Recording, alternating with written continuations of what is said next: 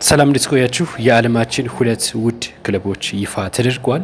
ማን ይመስላችኋል? እናንተ ኮሜንት አድርጉልን። ነገር ግን የእንግሊዙ ማንቸስተር ዩናይትድ በሁለተኝነት ደረጃ በ6.6 ቢሊዮን ዶላር በሁለተኛ ደረጃ ተቀምጠዋል። የአንደኝነቱን ደረጃ የያዘው የስፔኑ ሪያል ማድሪድ ነው በ6.75 ቢሊዮን የአሜሪካን ዶላር በአንደኝነት ይዟል። ለእናንተ ውዱ ክለብ ማን ነው? ያልተጠበቀው ግን ማንቸስተር ዩናይትድ ሁለተኛ መሆኑ ብዙዎች እየነጋገረ የሚገኘው ገቢው በከፍተኛ ሁኔታ ጨምሯል ነው የተባለው። ሻምፒዮንስ ሊግን ባይገባ በከፍተኛ ገቢ እንደሚያስገኝም ጭምር ነው ይህ ክለብ የታወቀው። እናንተ ኮሜንት አድርጉልን። መልካም ቆይታ።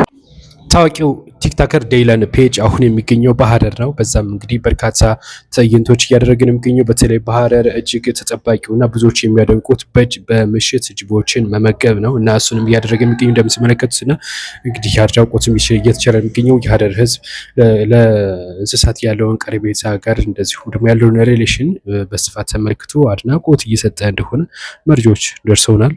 ፎሎ እያደረጋችሁ በአዲስ አበባ ከወትሮው ለየት ያለ የሽምግልና መርሃ ግብር ተከናውኗል እና እንደምትመለከቱት ማለት ነው ብዙዎችን ያስደነቀ ነው። በቮልስዋገን የታጀበ ሽምግልና ነው እና በተለያዩ ጋዜጦች ማለት ነው በአዲስ አበባ ባህላዊና ወጉን በዘመናዊነት የተዋበ ሽምግልና ነው የተካሄደው። እንደምትመለከቱት በርካታ የቮልስዋገን ወይም ደግሞ የበፊት መኪኖች ናቸው እነዚህ መኪኖች እና በእነሱ የታጀበ ሽምግልና ነው።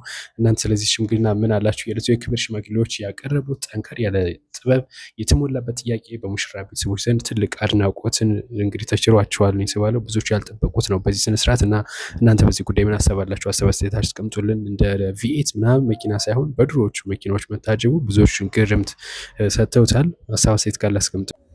ሩሲያ በከፍተኛ ሁኔታ አምርራለች ነው የተባለው። ኪየቭን ለቃችሁ ውጡ እያለች ነው። ከሰሞኑ ከባባድ ሚሳይሎች እየተኮሰች ነው የምትገኘው። ሩሲያን ባለፈው ዕለት ከ600 በላይ ድሮኖች እንደዚሁም ደግሞ የእጅግ ከባድ የሆነውን ሚሳኤል እንግዲህ ተጠቅማለች። በጣም ነው አውሮፓኖች የሚፈጥሩት የምድር ሰይጣን ነው የሚሉት እና እሱን ተጠቅማለች ነው የተባለው እና ይህንን መጠቀሟን ተከትሎ እንግዲህ በኪየቭ ወይም ደግሞ በዩክሬን ከባድ ስጋት ተፈጥሯል። ቭላድሚር ፑቲንም ኪየቭን በአስቸኳይ ለቃችሁ ውጡ፣ በተለይ ደህን የዲፕሎማቶች በተለይ የአሜሪካ የተለያዩ ዲፕሎማቶች በአስቸኳይ ከከተማ እንዲወጡ አዘዋል። የሩሲያ የውጭ ጉዳይ ሚኒስቴርም አዲስ ጥቃት ውሳኔ መስጫ ማዕከላትን እና የእዝ ጣቢያዎችን የሚያነጣጥር ነው ብለዋል እና እጅግ ከባባድ ጥቃቶች ስለምናደርስ ከተማዋን ለቃችሁ ውጡ ሲሉ የሩሲያ ባለስልጣናት ለዩክሬን እያስጠነቀቁ ነው የሚገኙት። ከኢራን ሰበር መረጃ ተሰምቷል። አሜሪካ ጥቃት ጀምራለች ወይም ጥቃት ከፍታለች። የማዕከላዊ እዝ ሴንት ኮም ነው እንግዲህ ይፋ ያደረገው በደቡባዊ ኢራን በሚገኙ የጦር ኢላማዎች ላይ ጥቃት አደርሰናል። ይሄ ደግሞ ራስን ለመከላከል ነው እንጂ የተኩስ አቁም ስምምነቱ አልፈረሰም ነው የተባለው። እንግዲህ ጥቃቱ ተፈጥሯል። ወደ ጥቃት አድርሰዋል እና ጥቃት የደረሰው በዋናነት የሚሳኤል መተኮሻዎችና እንደዚሁም ደግሞ በሆርሙዝ ሰርጥ ላይ ፈንጂዎችን ለመቅበር በሚንቀሳቀሱት ላይ ነው፣ ጀልባዎች ላይ ነው ጥቃት ያደረስ ነው እና ራስን የመከላከል ነው እንጂ ጥቃት አይደለም ሲል የማዕከላዊ እዝ ሴንት ኮም ይፋ አድርጓል። ይህንን ይፋ ያደረገው መረጃውን አልጀዚራ ነው። በነገራችን ላይ ካፒቴን ሃውኪንሰን አክለውም በአሁኑ ወቅትም የተኩስ አቁም ስምምነቱ መኖሩን ገልጸው የአሜሪካ ኃይሎች ከፍተኛ ራስን የመከላከል መብታቸውን ተጠቅመው ጥቃት ፈጽመዋል ሲሉ ነው የገለጹት። በእስራኤልና በሊባኖስ መካከል ሰበር መረጃዎች ተሰምተዋል። እስራኤል ጥቃት ከፍታለች። ከዚህ ደግሞ ለየት የሚያደርገው ነገር ሂዝቦላ አንድ ድሮን ቢተኩስ ወደ እስራኤል ማለት ነው እስራኤል በአጸፋው 10 ህንፃዎችን ታወድማለች ሲሉ የእስራኤል ባለስልጣናት ይፋ አድርገዋል። እጅግ አደገኛ ውድመት ነው የሚያስከትለው አንድ ድሮን ተተኮሰ ማለት ወደ እስራኤል ባጸፋው 10 ህንፃዎችን አወድማለሁ ነው እያለች የምትገኘው መግለጫ ሰጥቷል። የእስራኤል የፋይናንስ ሚኒስትር ናቸው ይህን የተናገሩት። ነገራችን ላይ እንግዳና የተኩስ አቁሙ ነበረ ግን አሁን በቃ ወደ ጦርነት ገብቷል የተባለው። በትናንትናው ዕለትም ከባድ ጥቃቶች ነበሩ በሊባኖስ ላይ። በዛ አካባቢ ያለው አሳዛኝ ሁኔታ ነው። መልካም ቆይታ። የኢትዮ ቴሌኮምን አክሲዮን ከገዙ ባለ ንብረቶች ወይም ደግሞ አክሲዮን ከገዙ አካላት መካከል 96 በመቶ የሚሆኑት ባለ አክሲዮኖች የተረጋገጠ ባለድርሻ መሆናቸው ነው የተረጋገጠው።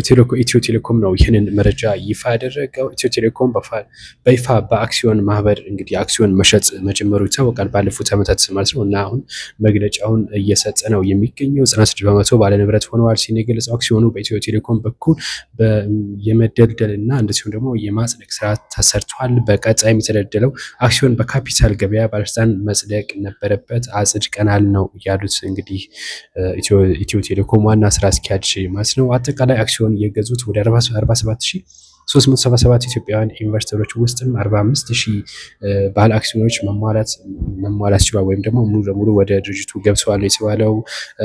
ከነዚህ አክሲዮን ከገዙ ኢንቨስተሮች ውስጥም 96 በመቶ የሚሆኑት በአክሲዮኖቹ የተረጋገጠ ባለድርሻ ሆነዋል የተባለው። 3.4 በመቶ የሚሆኑት ደግሞ በብሔራዊ መታወቂያ ፋይዳና በተለያዩ ችግር ገና ወደ ውስጥ አልገቡም ሲሉ ነው የገለጹት። ማለት በቁጥር 1646 ሲሆኑ በብሔራዊ መታወቂያ ቁጥር ካቀረቡ በቀጣይ ባለድርሻ የሚሆን ይሆናል የተባለው። በዲጂታል መታወቂያ በተለያየ ጉዳዮች ነው እንግዲህ አባል ያልሆኑት ማለት ነው። እናም አክሲዮን ከገዙት ውስጥም እንግዲህ ውስጥ ወደ 248 የሚሆኑት ባለ አክሲዮኖች ኢትዮጵያን ባለመሆናቸው ተቀባይነት አላገኙም ነው የተባለው ማለት ነው። እንግዲህ ይህን ይመስላል መግለጫው። መልካም ቆይታ።